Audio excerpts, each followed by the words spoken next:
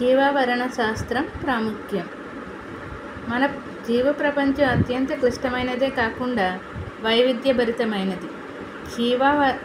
జీవ నిర్మాణ వ్యవస్థలోని వివిధ స్థాయిలైన స్థూల పరమాణువులు, కణాలు, కణజాలాలు, అవయవాలు, జీవులు జనాభా, పాపులేషన్, సమాజాలు, కమ్యూనిటీస్, జీవావరణ వ్యవస్థలు, ఇకోసిస్టమ్, జీవమండలాలు, బయోమ్స్ పరిశీలించడం దీని సంక్లిష్టతను అర్థం చేసుకోవచ్చు. జీవావరణ శాస్త్రం అంటే ఏమిటి? జీవుల మధ్య జరిగే అంతర చర్యలు. జీవులు వాటి భౌతిక నిర్జీవ పరిసరాలకు మధ్య జరిగే పరస్పర చర్యలను వివరించే శాస్త్రాన్ని జీవావరణ శాస్త్రం, ఇకాలజీగా పిలుస్తారు. జీవావరణ శాస్త్రం అనే పదం గ్రీకు భాష నుంచి గ్రహించబడింది.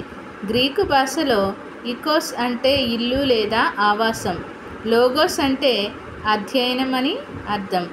జీవులకు పరిసరాలకు మధ్య గల సంబంధాన్ని తెలిపే శాస్త్రాన్ని జీవావరణ శాస్త్రంగా ఎర్నెస్ట్ హెకెల్ నిర్వచించారు.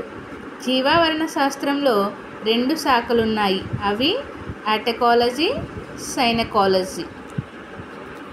అటకాలజీ ఒకే జాతికి చెందిన జీవులకు వాటి పరిసరాలకు మధ్య గల సంబంధాన్ని తెలియజేస్తుంది.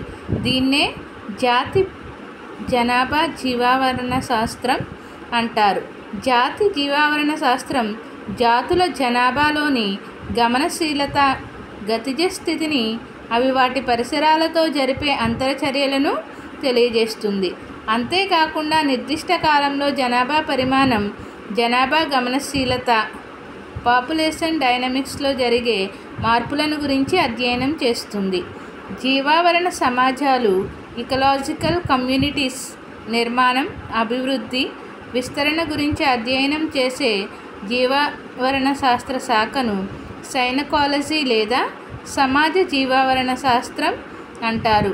ఒక నిర్దేశిత ప్రాంతంలో జీవిస్తూ వాటి పరిసరాలతో అంతరచర్యలు జరిపే విభిన్న జాతుల సముదాయాన్ని సమాజం, కమ్యూనిటీ అంటారు.